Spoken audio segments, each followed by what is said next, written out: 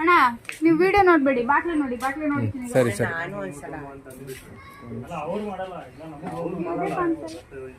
ಆ ತೂತ್ನಲ್ಲಿ ನೋಡು.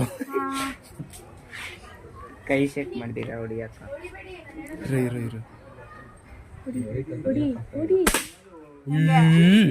ಹೆಂಗೆ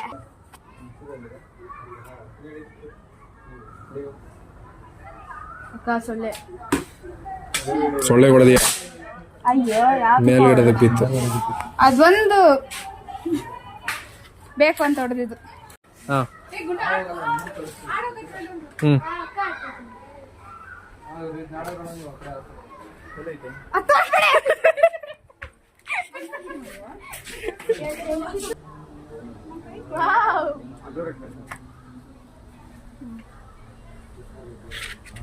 ಹಾ